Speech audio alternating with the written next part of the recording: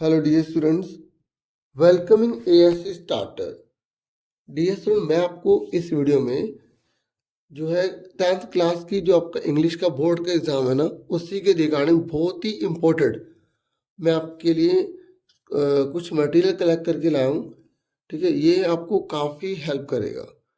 ठीक है, तो इसमें मैं आपको ग्रामर और बहुत सी चीज़ें करवाने जा रहा हूँ, ध्यान समझिए। सबसे पहले मैं आपको राइमिंग स्कीम के बारे में पूछता हूँ। आपको पता है राइमिंग स्कीम क्या होती है? मैं आपको बताता हूँ, ध्यान से सुनिए। जैसे मैंने यहाँ लिखा बैड, मैंने यहाँ लिखा बुक, मैंने यहाँ पर लिखा लाइक, मैंने यहाँ पर लिखा टुक। तो आप बता सकते हैं यहाँ पे राइमिंग स्किल क्या होगी? ठीक है, साउंड देखो, बैड ए हो गया, ठीक है, बुक एक नई साउंड आ गई तो मैं इसको बोलूँगा बी। ठीक है, लाइक जो है ना, लाइक, फिर ये नई साउंड आ गई तो मैं इसको क्या बोलूँगा? सी। और क्योंकि बुक जैसा ही टुक है तो उसके नाम आ जाएगा बी। इस तरीके से राइमिंग जो स्कीम है वो आ जाएगी A B C B. Clear होगा? इस तरीके से है। एक नंबर का आ सकता है तो उसमें आपको अगर लाइक लिखा आ जाए या एस लिखा आ जाए तो सिमिलर होता है। ठीक है, ये positive device figure of speech. ठीक है, और सिमिलर होता है अगर आपके स्ट्रेंजर में आपसे पूछेगा ना फिगर ऑफ स्पीच बताइए या पॉजिटिव डिवाइस बताइए, तो आप बता देना अगर पूरी पैसेज में स्ट्रेंजर में कोई लाइक लिखा है तो। ठीक है, जनरली मतलब कभी कभी आ जाते हैं इसलिए बता रहा था। ऐसे एक होता है मेटाफोर, मतलब जब हम किसी को ना मान लेते हैं 100% ये वही है। और एक होता है एलिट्रेशन, होते तो बहुत सारे हैं। ठीक है, तो एक दो बार आपको बता रहा हूँ। एलिट्रेशन में कहते हैं पहला अल्फाबेट सेम आ जाए। जैसे यहाँ पे टी है, इस पे भी टी आ गया तो ये एलिट्रेशन हो गया इसमें। सुन रहे हैं मेरी बात? जब लाइन में जो पहला अल्फाबेट है ना वो सेम आ जाए। सुन रहे हैं आप पोएम और पोएट के नाम आप कर लेंगे, लेसन के नेम भी आप कर लेंगे। और देखिए, आपकी रीडिंग स्किल में जो दो पैसेज आ रहे हैं, ठीक है, तो आपको उनके आंसर उसमें से दे दूंगा। आपने सैम्पल पेपर भी देखा होगा। राइटिंग स्किल में अगर बात करें तो फॉर्मल लेटर लिखा है बच्चों, ये नहीं लिखा कि जो है ऑर्डर वाले ही आएगा। समझे मेरी बात? ऐसा नहीं लिखा। आप लेटर का पैटर्न कर लो। जैसे अगर मैंने आपको एक एडिटर वाला प्रोवाइड किया था, ऐसे हो सकता है एडिटर के बिना आ जाए।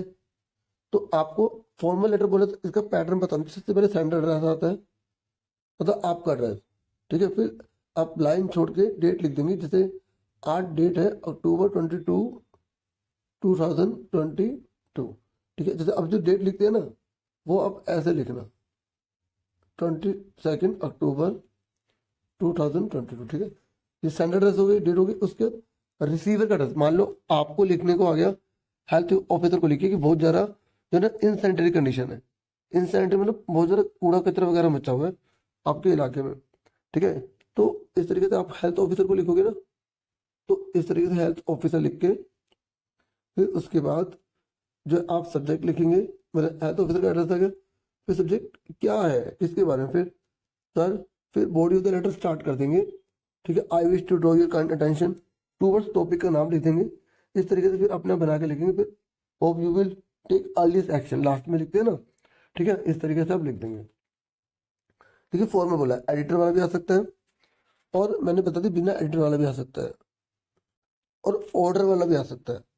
और एक आ रहा है एनालिटिकल पैराग्राफ। देखिए, एनालिटिकल पैराग्राफ जब आप कर रहे हैं ना तो इसमें क्या है कि आपको ना जो भी फिगर दे रखी होगी ना उसको एनालाइज करना वो क्या है। तो आप सिंपल लैंग्वेज में मतलब बता सकते हैं, this pictures shows bar graph. अगर बार ग्राफ दिखाते तो, अगर हिस्टोग्राम दिखाते तो आप हिस्टोग्राम बोल देना। फिर पहले जैसे मैंने बोला bar graph, this picture shows bar graph of. तो जो जो यहाँ पे टाइटल वगैरह दे रहे हैं उसके बारे में लिखते रहो थोड़ा सा। मतलब जिनको जैसे इंग्लिश बनाना है तो उनको तो मैं नहीं कह रहा, जिनको थोड़ा थोड़ा जैसे अभी एक्सपीरियंस जैसे वो ले रहे हैं ना उनके लिए थोड़ा सा बता रहा हूँ कि और प्रेजेंट टेंस में ही लिखनी चाहिए। ठीक है, और बाकी अगर आप और टेंस यूज कर सकते हैं तो कोई दिक्कत नहीं है। और जैसे अब सिंपल सेंटेंस बनाना है, ऐसा होना चाहिए, ऐसा होना चाहिए, तो शुड का इस्तेमाल कर सकते हैं। ठीक है, अब वैसे तो एनालिटिकल पैराग्राफ में देखा भी होगा कि सबसे बेस्ट देने का क्या तरीका होता है। जैसे सबसे पहले आप इंट्रोडक्शन बताओ कि वो है क्या उसके बारे में। ठीक है, उसके बाद आप जो उसकी डिटेल, और फिर उसके बाद जो आप कंपैरिजन करना चाहते हैं तो थर्ड पॉइंट पे कंपैरिजन, और फोर्थ पर आप जो कंक्लूजन क्या निकाल रहे हैं वो आप बता सकते हैं। ठीक है, बाकी एक बार और भी बहुत सारे मीडिया है, वहाँ से और भी इसके बारे में जान लेना। ठीक है, तो ग्रामर की बात करें तो देखो टेंसेस आ रहे हैं, मोडाल्स आ रहे हैं, सब्जेक्ट वर्ब कंकर्ड आ रहे हैं, रिपोर्टेड स्पीच आ रही है। तो मैं आपको बताऊंगा कि देखिए ये जो है ना, इसके ऊपर मैंने एमसीक्यू पर लास्ट वीडियो बनाई थी, ठीक है, क्लास 9 की बनाई थी, वो दोनों में काम आती है। तो मैं अभी डिस्क्रिप्शन में इनकी प्लेलिस्ट तैयार करके डाल देता हूँ, इसी को आप देख लेंगे, ठीक है। तो अब आगे आगे सुनो। देखिए जब हमने सैंपल पेपर में देखा था तो उसमें मोडाल्स दिए थे, एडिटिंग दी थी, है ना। तो लेकिन अब जब जो सिलेबस है उसमें ऐसा जो है ना वो नहीं लिखा, तो अब वो पेपर थोड़ा क्लियर हो पाएगा। तो आप सिलेबस भी करें और जो एडिटिंग आप देख रहे हैं ना वो आप करें। अच्छा एक बात और बताऊं, जो रिपोर्टिंग स्पीच है ना उसकी वीडियो भी मैंने एक पूरे घंटे की बना रखी थी, तो आप उसका आइडिया ले सकते हैं, लेकिन अब टाइम कम है। थोड़ा बहुत रिवीजन उसके में मैंने बहुत पेज में बहुत अच्छे डिटेल में समझाया है, आप देखना चाहिए देख सकते हैं। अब आगे सुनो। देखो अगर आपकी जो एक करेक्ट फॉर्म ऑफ वर्ब आ रही है, जैसे टेंसेस लिखा है ना, तो टेंसेस जो वो करेक्ट फॉर्म ऑफ वर्ब के बेस पर होते हैं। तो अगर लास्ट एगो यस्टरडे लिखा आ जाए तो आप वर्ब की सेकंड फॉर्म लगाएंगे, ठीक है।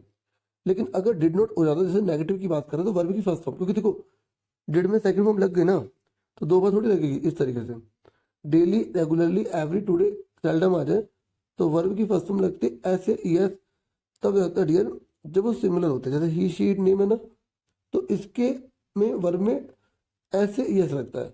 और अगर हम इसके नेगेटिव की बात करें ना तो डू का डस हो जाता है, और डज नॉट फिर जैसे प्ले है तो प्ले। अब इसमें एस या ईएस नहीं लगेगा क्योंकि यहाँ लग गया। जैसे जब हम डिड की बात कर रहे थे तो जब डिड नॉट आया तो वर्ब की फर्स्ट फॉर्म हो गई ना, एक बार सेकंड फॉर्म लग गई ना।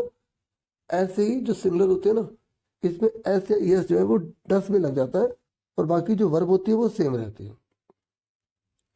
जैसे नाउ आ जाए, दीस आ जाए, डेज आ जाए, तो आपको इधर हमारा वर्ब की फर्स्ट फॉर्म में आईएनजी लगाना होता है, ठीक है। समझे। और इस सेल्डम का मतलब है प्राय जो होता रहता है, मतलब, ठीक है। और ये जब लिखे आ जाए तो आपको इस बार वर्ब की फसलों में आईएनजी लगाना है। लेकिन ऑलरेडी, ट्वाइस, थ्राइस, ये कंप्लीट की बात करते हैं, काम कंप्लीट होने की। तो इसलिए हैज है वर्ब की थर्ड फॉर्म, ठीक है। और अगर पास्ट में तो हैड हो जाएगा। जब भी सिंस या फोर लिखे आ जाए तो आपको हैज बीन या हैव बीन या हैड बीन लगाना है, वर्ब की फसलों में आईएनजी लगाना है।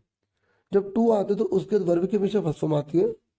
जब मोडाल्स आ जाते लिखे हुए तो उसके बाद हमेशा वर्ब की फर्स्ट फॉर्म आती है।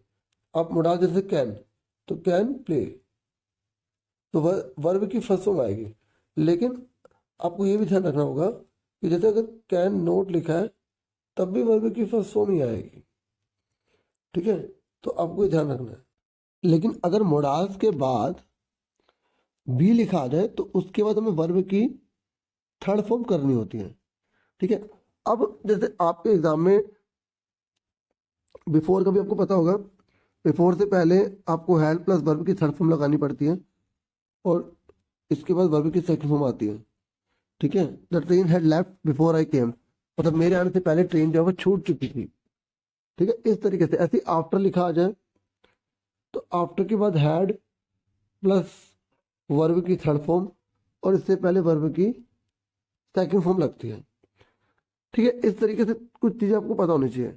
अब देखो जैसे अगर हम एडिटिंग की बात करें, अगर मैं आपसे एडिटिंग की बात करूं तो डियर एडिटिंग में तो इसका मतलब ये कि आपको ग्रामर के जैसे नाउन है, प्रोनाउन है, एडजेक्टिव है, सब आता है। तो ज़्यादातर जितनी भी मैं देखता हूँ एडिटिंग, तो उसमें ए एंड दा वाली एक मिस्टेक होती है। अच्छा जैसे हु है, हु लगाते हैं इंसानों के लिए, तो और वहाँ पर जो है जानवर के बारे में दे रखा तो विच लगाएंगे। तो इन छोटी छोटी चीज़ों का ना आपको ध्यान में रखना पड़ता है, ठीक है। एडिटिंग में जैसे पीपल है तो पीपल के आगे ऐसे यस जो है नहीं लगता, तो ऐसी कैटल है, कैटल में कैटल ही रहता है। ऐसे न्यूज़पेपर है, अगर एक न्यूज़ है तो इसे न्यू नहीं बोलेंगे, न्यूज़ ही बोलेंगे। तो एडिटिंग में देखो मैं आपको बताता हूँ, एडिटिंग में जो मेन जैसे क्या आ जाता है, अगर सब चीज़ पास्ट में चल रही है तो देखो वो पास्ट में है या नहीं है, ठीक है। एडिटिंग में जैसे इसकी गलती होती है, जैसे देयर है ना, इसकी स्पेलिंग देयर है और THEIR ये वाला देयर उनका, और ये मतलब वहाँ। तो इस तरीके की मिस्टेक भी आ जाती है, तो आपको पता लगाना पड़ेगा कौन सी मिस्टेक है। अब जैसे अगर टू लिखा आ जाए तो 95% जो है ना टू के बाद वर्ब की फर्स्ट फॉर्म लगती है, ठीक है। और अगर मोडास लिखा आ जाए तो मोडास के बाद हमेशा वर्ब की फर्स्ट फॉर्म लिखते हैं। मोडास पता है ना आपको, कैन, कोड में, might, shall, should, will, would, तो वो सब। लेकिन अगर मोडास भी लिखा आ जाए तो वर्ब की हमें थर्ड फॉर्म लगानी पड़ती है। अब रूल्स तो बहुत सारे हैं, लेकिन हमें ध्यान में रखना होता है, ठीक है। ये एडिटिंग में ना ये भी काम आ जाते हैं, ठीक है। और जैसे हमें देखना होता है एडिटिंग के अंदर ये भी करेक्ट फॉर्म वर्ब में तो काम आएंगे, ठीक है। एडिटिंग में भी काम आता है। और एडिटिंग में ना आप देख लो, जैसे वो हिज हर दे रखा है, तो ऊपर कहानी में कौन है, मेल है फीमेल है, मतलब आप उसमें इसका भी ध्यान रखेंगे कि वो कौन है, मैस्कुलिन जेंडर है या फेमिनिन जेंडर, ठीक है। इस बात का भी ध्यान रखेंगे, मतलब ठीक है। जैसे मैन है या वुमन है, इस तरीके से उसके अकॉर्डिंग आपको चेंज करना आना चाहिए।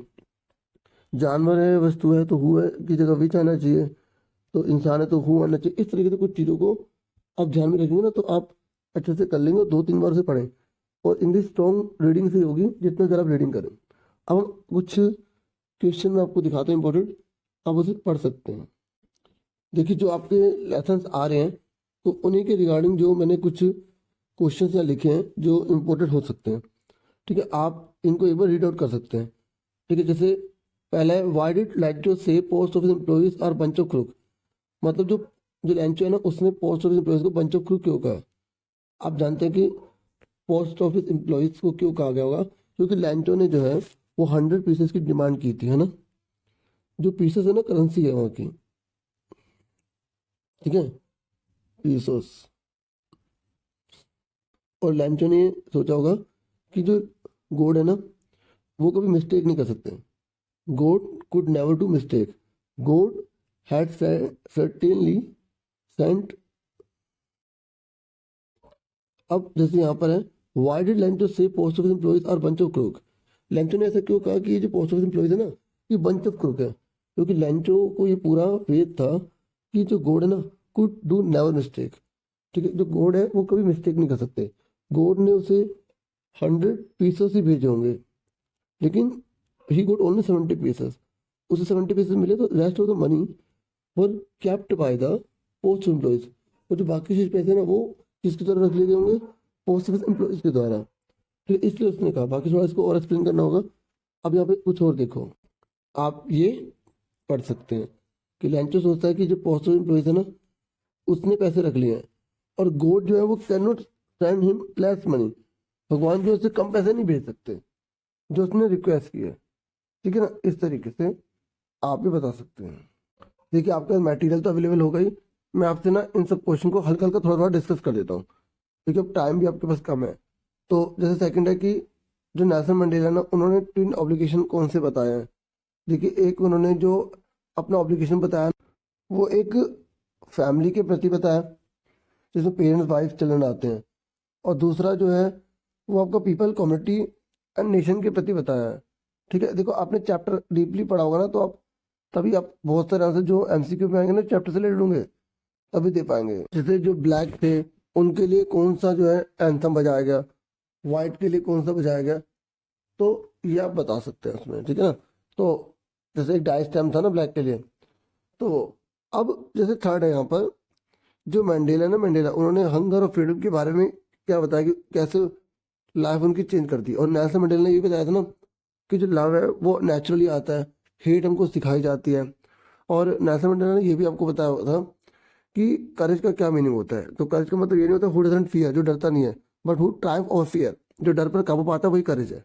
तो आप बता सकते हैं, जैसे ये अगर क्वेश्चन है कि फ्रीडम जो है चेंज, जैसे उनकी क्या आइडियोलॉजी कैसे चेंज हो गया एक्सपीरियंस के साथ।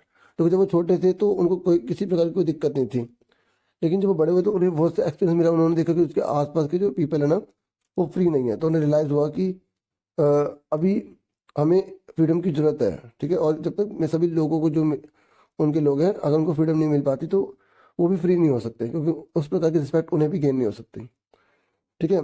और ये ऑपरेशन इज फ्री वाला भी एक क्वेश्चन है। तो जैसे आप बताएंगे, क्योंकि अगर जो दूसरों को तबाह करने में लगे रहते हैं ना, वो उनके मन में भी शांति नहीं मिल पाती उन्हें, इसलिए वो भी फ्री नहीं है, ठीक है। ये है ना इस तरीके से, क्योंकि उनके दिमाग में हेटेड बसा हुआ है, नफरत बसी हुई है, तो वो फ्री हो ही नहीं सकते माइंड से। और जैसे एक क्वेश्चन है कि मिलिट्री जनरल क्या करता है, ठीक है, और उसका एटीट्यूड जो है वो कैसे चेंज हुआ।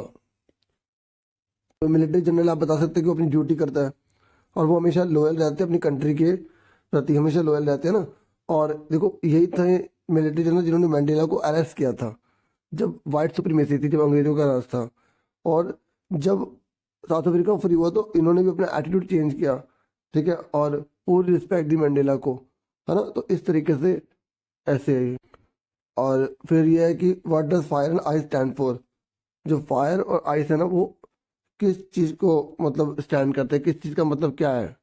जैसे अगर हम बात करें फायर की, तो फायर जो है वो ग्रीड, ठीक है, एवराइज, लस्ट, कन्फ्लिक्ट, फ्यूरी का है, ठीक है। और आई जो है ना वो cruelty, intolerance, rigidity, insensitivity, coldness, indifference, hated, इससे मतलब है, ठीक है। ये आप ध्यान में रखना क्योंकि ये कई बार मैचिंग में और वन वर्ड में आ जाता है ये क्वेश्चन, ठीक है डियर।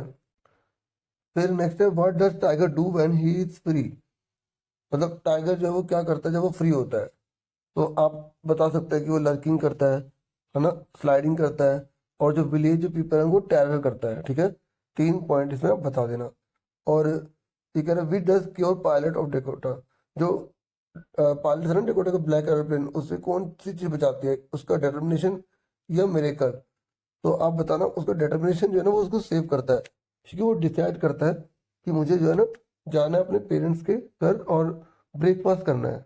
और जो आप बना के लिख देना उसकी विल पावर थी, और जिसकी वजह से वो एक इमेजिनेशन करता है, और उस इमेजिनेशन की हेल्प की वजह से ही वो अपने डेस्टिनेशन तक पहुंच जाता है, ठीक है। मैं थोड़ा थोड़ा ना सबको बता रहा हूँ, ठीक है। और अब सबके आंसर दिखाना पॉसिबल नहीं है, ठीक है। तो ये कह रहा है कि describe the narrator's experience as he flew the aeroplane into the storm. तो वही आपको बताना कि जब वो एरोप्लेन में जा रहा था तो उसने क्या क्या अनुभव किया। जैसे उसकी कंपास वर्क करना बंद हो गई थी, उसने किस तरीके से अपने आप को जो वो रिस्क लेने की सोची, इस स्टॉर्म के अंदर से ले लूंगा, क्योंकि उसने जो है पूरे तरह से अपने को पक्का डिटरमाइन कर रखा था, ठीक है ना। इसमें आप बता देना जो जो उसने देखा, जो जो हुआ उसके साथ। तो ये कि what does the word opposition mean, ये बॉल पोएम है ना, उसमें से लिया गया है। देखिए वर्ल्ड ओपोजिशन का मतलब ये है कि आज जो लोग है ना वो मेटलिस्टिक गुड्स को जो है ना अडोप्ट कर रहे हैं, मतलब उन्हें सिर्फ ज़्यादा ज़्यादा चाहिए, जैसे मनी चाहिए, उन्हें मनी चाहिए, तो ताकि वो और मेटलिस्टिक चीज़ खरीद सके। But sadly it doesn't possesses the power to buy things one dearly loves. मतलब ये कह रहे हैं कि जितना मर्जी हो जाए, जितना मर्जी पैसा हो जाए, लेकिन आपको जो बहुत ज़्यादा प्यारी चीज़ है ना, आप उसको नहीं खरीद सकते, उससे आपको जो आपको लगाव है उससे आप नहीं खरीद पाओगे। तो आपको इसके अंदर ये बताना था, ठीक है। नेक्स्ट है what are 3 essays and what is said in that letters. देखिए 3 ऐसे कौन से थे, उनमें क्या बताया गया। देखिए जो एनी फ्रैंक होती है ना, वो बहुत ज़्यादा टोकेटिव गर्ल है, पढ़ा होगा आपने। और वो टोकेटिव गर्ल है तो उसके टीचर जो है पनिशमेंट के तौर पर ऐसे राइटिंग दे देते हैं, ठीक है ना। तो यहाँ पर ये पूछा गया कि 3 ऐसे जो है वो कौन कौन से थे। देखिए आपको पता होगा कि कौन कौन से ऐसे दिए गए थे, ठीक है। एक तो दिया गया था अ चैटर बॉक्स, और दूसरा क्या था एन इनकोरिजिबल चैटर बॉक्स, और तीसरा quack quack quack sad mistress chatter box, ठीक है ना। उसके बाद देखिए ये एनी फ्रैंक से, ये paper has more patience than people, how. मतलब पेपर में बहुत ज़्यादा साधना होती है और लोगों के मुकाबले। आप बोल सकते हो कि पेपर को हम एनी टाइम यूज़ कर सकते हैं, इसे हम टीयर कर सकते हैं, we can tear it, we can rub it, we can write on anything on it, ठीक है। दे और दे नेवर बोर्ड। फिर write the appearance of baker in Goa. तो जैक फ्रूट की तरह वो उनकी अपीयरेंस हुआ करती थी, ठीक है ना। और उनका जो बिजनेस है बहुत प्रॉफिटेबल होता था, इससे पता लगता है। तो ये आपको इसमें अपीयरेंस इनकी जो है ना बतानी थी, जो बेकर थे, ठीक है। और जैसे बेकर जब क्यों इम्पोर्टेंट हुआ करते थे, तो जो आपके एनसीईआरटी में जो आपकी मैचिंग वाला ना, तो उसमें आप बता सकते हैं कि जो मैरिज गिफ्ट है और जो पार्टी है या कोई एंगेजमेंट है, क्रिसमस है, तो वो जो है ना सेलिब्रेट उस तरीके से नहीं हो पाता था अगर जो है ना बेकर द्वारा जो बनाई जो ब्रेड से लोफ्स ऑफ ब्रेड, अगर वो ना हो तो, है ना। और उसके बाद यहाँ पर 2 स्टोरीज पूछ रहे हैं, टी से रिलेटेड कौन सी 2 स्टोरीज थी। तो डियर स्टूडेंट्स, एक जो बोधिस्ट होते हैं वो अपने आईलेट को कट कर देते हैं, ठीक है। और वहाँ तरीके से जो टी होते हैं वो एक्सटेंशन में आती है। और दूसरा जो है एक जो किंग होता है चाइना का, तो वो बॉइलिंग वाटर जो है वो ड्रिंक करता है, तो अचानक उसमें जो लीव्स हैं वो फेल डाउन हो जाती हैं और उसको डिलीशियस जो है वो स्मेल आती है। तो इस तरीके से भी टी जो है वो यहाँ पर भी एक्सटेंशन में आ जाती है। ठीक है, ठीक है, और स्लिप ऑफ टंग हो रहा है, ठीक है, थोड़ा माइंड टार्ड है इसलिए थोड़ा कोऑपरेट करना। ठीक है, तो उसके बाद what is the story about Kodava people descent. तो जो कोडावो पीपल है ना, उनकी जो महानता, उसकी क्या स्टोरी है। तो आप कोडावो पीपल के बारे में बता सकते हैं कि वो ग्रीक और अरेबिक डिसेंट के हैं। अलेक्जेंडर की जो आर्मी आई थी, तो वो यहाँ से फिर नहीं गई, इम्प्रैक्टिकल लगा तो फिर वो यहीं बस गई। यहाँ के कल्चर और उनका कल्चर एक तरह से यहाँ पे हमें दिखाई देता है, मैरिज उन्होंने यहाँ से कर ली। ठीक है, इस तरीके से जो है, और आप इसमें और भी कुछ बताना चाहें ऐड कर सकते हैं। फिर है कि how did Anil change Hari into good person. तो अनिल ने जो है हरी को गुड पर्सन कैसे बनाया, देखो उसने सबसे बड़ी बात उसे पर फेथ किया। ठीक है, और फिर उसको उसने जो है ना लिखना और पढ़ना सिखाया, how to read and write. और उस और दूसरा ये कि उस पर फेथ किया और फिर ट्रस्ट, तो आप इसमें एक्सप्लेन कर देंगे। और धीरे धीरे उसको ना गुड डीड्स उसने सिखाए, जिसकी वजह से उसे what is right and what is wrong उसको डिफरेंस समझ में आ गया, और उसकी मॉरलिटी है ना वो इंक्रीज करी। ठीक है, तो जिसकी वजह से हरी ने ना अपने आप को बदल लिया। ठीक है, और अनिल ने उसको एक अच्छा इंसान बना दिया। बाकी आप और भी इसके बारे में पढ़ सकते हैं, बाकी आप यहाँ से थोड़ा हेल्प जो है वगैरह ले सकते हैं। उसके बाद ये क्वेश्चन है कि जैसे हरी है ना, वो क्या बताता है कि अगर जैसे पुअर पीपल के यहाँ चोरी होती है, या रिच पीपल के यहाँ चोरी होती है, या ग्रीडी पीपल के यहाँ चोरी होती है, तो वो कैसा फील करते हैं। पुअर पीपल, रिच पीपल और ग्रीडी पीपल कैसा फील करते हैं। तो आप बता सकते हैं ना कि ग्रीडी मैन जो है वो डर को दिखाते हैं, डरते हैं वो। रिच मैन जो है वो गुस्से को दिखाते हैं, एंगर को। और जो पुअर मैन है वो एक्सेप्टेंस कर लेते हैं, मतलब स्वीकार कर लेते हैं, जो है ईश्वर की मर्जी है ना। तो ये कि कीपिंग ट्रिकी इज टैम्पटिंग, मतलब ट्रिकी को रखना आकर्षक था, क्यों। क्योंकि देखो जो मिसेस पंफरे थी ना, आपने ट्राइम में पढ़ो, मिसेस पंफरे कितनी रिच लेडी थी, लेकिन जो ट्रिकी है उसने खाना पीना बंद कर दिया था, और वो उसको अपने चाइल्ड की तरह लेती थी, बहुत प्यार करती थी उससे। तो जो डॉक्टर हैरियट थे उन्होंने उसको बोला भी था कि इसका फूड कट करो, तो उन्होंने थोड़ा कट के फिर उसको और इंक्रीज कर दिया, तो उसकी हालत और खराब हो गई, है ना। तो फिर उसको वो उन्होंने बोला कि इसकी सर्जरी होगी, तो उसको हॉस्पिटल ले गए।